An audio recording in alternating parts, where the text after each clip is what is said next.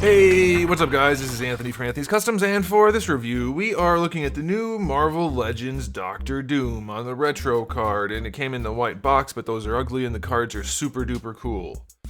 And just like most of the other retro figures, this one looks awesome on the card. If you're trying to collect things for the nostalgia, leave it on the card, man. It looks so good. But this figure is decent out of the package as well, so that's a good thing. It's mostly the same as the previous release, but obviously there are some differences, so we're going to review the whole thing. It's kind of a nice release, so let's go ahead and get it off the stand and take a closer look. This guy stands just about 6.5 inches to the top of his head, a little bit over that, which makes him pretty close to, let's say, 16.5 centimeters. Before we get into the rest of the review, see if I can speak English clearly. Question of the day, which version of Doom do you prefer? This look or the previous look, the more modern look? As far as the releases go, this one or the other one? Alright, I prefer the other one, but I do like this one a whole lot more than I thought I was going to, and I don't mean figure-wise, well, I mean I do mean figure-wise, but I mean design-wise, character design-wise. I've never been a big fan of the more derpy-looking classic Doom. I like the more modern look, but this figure makes it look pretty good. So let's go ahead and talk about the aesthetic. We do have a much brighter green here. We have a cloth piece, then we have the darker green hood and cape. The silver, I believe the other one was a little bit brighter colored, but this one is still a nice metallic silver. I think it suits the classic Doom, though I do prefer my Dooms to be much more silver rather than gray. But this is still pretty good looking. I think they did a pretty good job. The cloth part I thought I wasn't going to like. I think it actually works pretty well. The cape is sculpted with texture, so that helps tie it all together. Paints are clean around the clasps. Around the belt it's good enough. The belt itself is painted also. The face on mine, it's painted well enough from a distance. The mouth doesn't have any black in there, which I think would help, but the eyes are kind of sloppy, but again, at a distance, it's okay. Now, the hood is glued on crooked on the head on mine. You guys can let me know if yours has that problem too, but you can see it's definitely leaning this way, or shifted this way, so I'm gonna have to try to break that glue and see if I can fix that.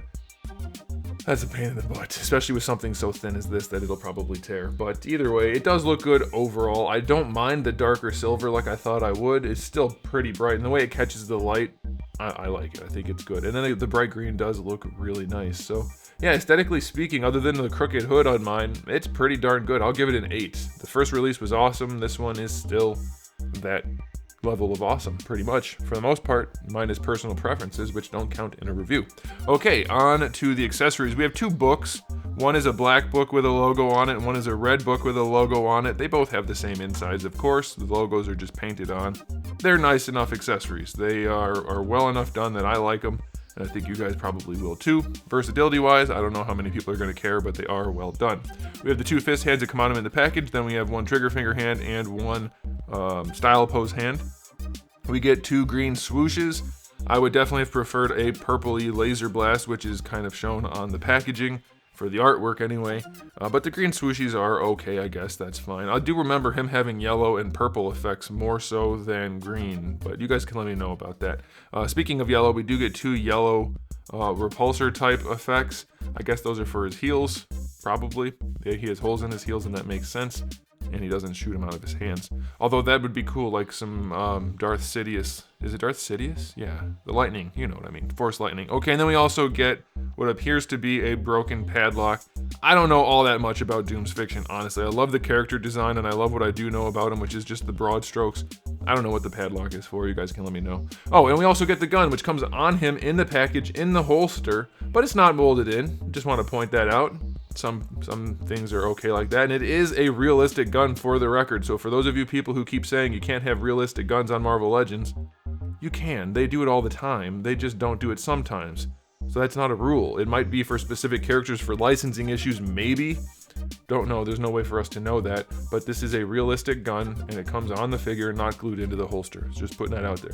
All right, so accessory-wise, 9 out of 10. That's a decent spread of accessories. I'm perfectly happy with that. Again, I would prefer some different colored effect parts, but obviously that's not something that I can really take points away for.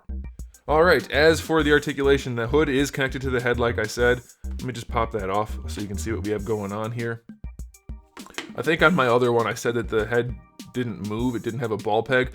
So there is technically articulation in the neck. It's this one giant half ball peg, which Technically, yes, it could be counted as articulation.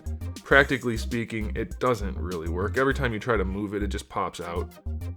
Like, you get a little bit of wiggle before it pops out, but it's not very helpful. And then the head itself is on a ball peg and a hinge, but when you try to use that, this part pops out, and the cape prevents it from doing too much. So it's, practically speaking, it's very limited. And then the cape, let's talk about the cape real quick. It does peg into the back to hold it in place.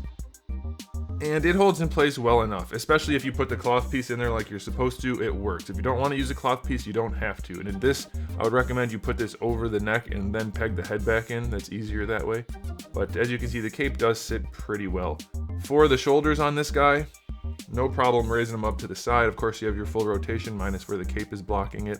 Bicep swivel is fine. Double jointed elbows are fine. Those are really good, no problems there. Wrists have a swivel and a hinge, as is standard.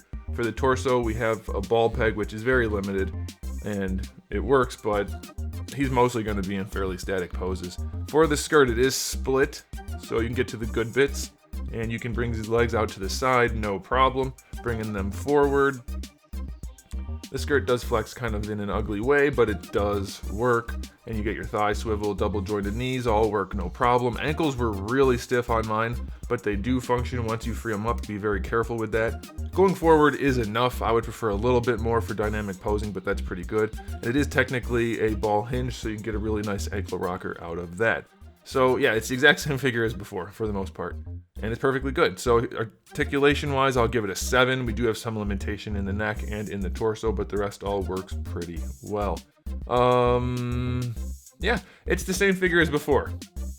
Minus things that look different, obviously, but functionally, practically speaking, rating wise, it's the same. And I wonder how similar no, I think I probably rated the other one higher just because it was new and this is a reissue and I'm probably less smitten, but I'm going to give it an overall rating of 8 out of 10. It's still really good. I still think the chest is too small and the skirt's probably too long. Things like that could be adjusted, but it's still a strong release, and I think you guys are going to like it. If you were interested in it in the first place, you will be once you have it. So I want to point out, though, mine did get some transfer from the packaging. This is actually the printing from the cardboard, because this goes behind the bubble, and then it was touching the printed part, and I got white on it. So I don't know if I'll be able to get that off. Good luck if you are getting one of these that you don't have that happen. Alright, so you got the rating, and I think that's everything. So there it is, guys. Thanks for watching. If you enjoyed the video, give it a thumbs up. If you didn't, give it a thumbs down. And if you haven't subscribed, you might want to. I have new videos almost every single day, and thousands already on the channel. So make sure you come back for all of that. And in the meantime, keep collecting.